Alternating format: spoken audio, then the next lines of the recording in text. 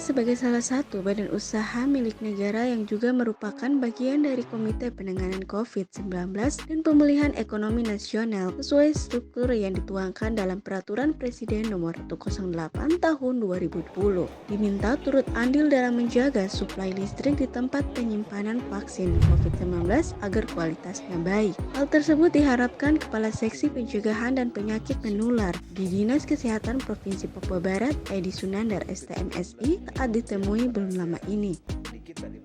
Menurutnya, vaksin COVID-19 saat didistribusikan dari Bio Farma ke daerah suhunya berada di kisaran 2-8 derajat Celcius, sehingga saat disimpan di gudang farmasi di Provinsi Papua Barat yang kemudian didistribusikan lagi ke kabupaten, rantai dingin itu harus tetap terjaga. Lanjut, jelas Edi, begitu pula pendistribusian dari kabupaten ke tiap puskesmas hingga ke sasaran vaksin. Hal krusial yang dikhawatirkannya apabila terjadi pemadaman aliran listrik ke tempat-tempat penyimpanan vaksin selama kurang lebih 12 jam, maka vaksin akan rusak dan tidak bermanfaat lagi.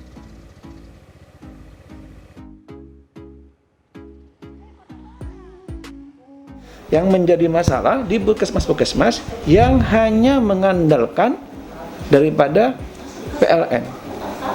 Maka kalau PLN mati, maka kalau tidak segera dilakukan langkah-langkah, maka vaksinnya akan rusak. Oleh karena itu, kewajiban kita semuanya agar menjaga vaksin ini menjadi tetap efektif, tidak rusak. Maka PLN harus juga membuat langkah-langkah di mana dinas kesehatan, di mana puskesmas yang menyimpan vaksin ini jangan sampai terjadi pemadaman. Karena kalau pemadaman kemudian tidak di backup dengan genset, maka yang jelas vaksin akan mati. Vaksin akan rusak sehingga dia tidak bermanfaat terhadap sasaran yang akan kita lakukan vaksinasi. Kepala Puskesmas Ambang Joshua Kadam AMK berharap tidak terjadi pemadaman sebab pihaknya saat ini menggunakan aliran listrik PLN dan tidak ada energi cadangan. Penggunaan vaksin kita menggunakan listrik dari PLN di puskesmas penyimpanan vaksin.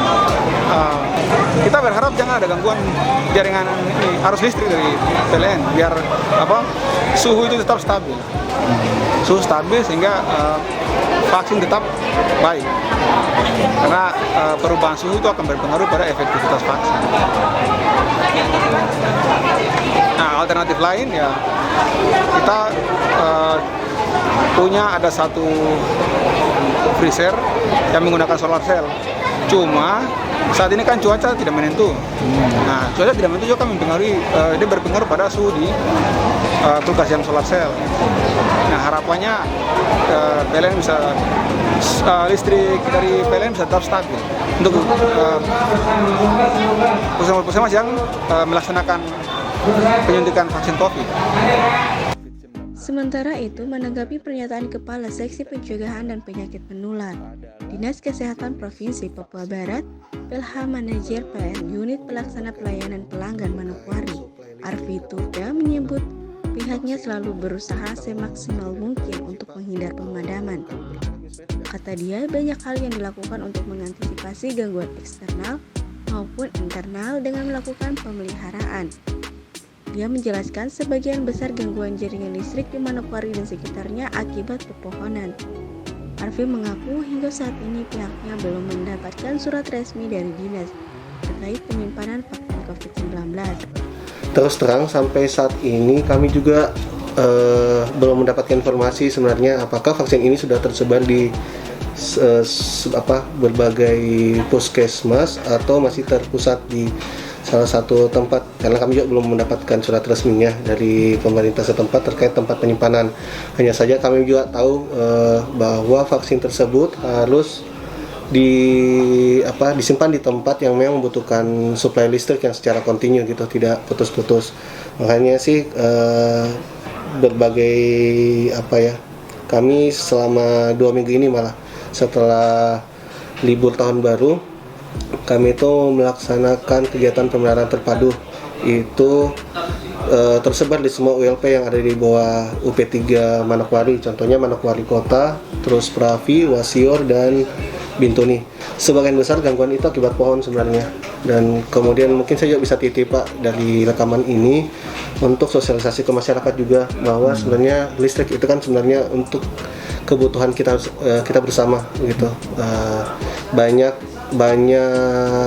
apa ya, kegiatan-kegiatan kita yang sekarang betul-betul sepertinya listrik itu jadi kebutuhan primer. Jadi saya mungkin bisa menghimbau juga kepada masyarakat untuk merelakan tanamannya kalau seandainya memang berada di bawah jaringan, dan itu bisa mengganggu suplai listrik ke setiap tempat, ke rumah-rumah warga, dan paling khususnya sih sekarang di tempat-tempat penyimpanan vaksin yang butuh suplai listrik yang secara kontinu.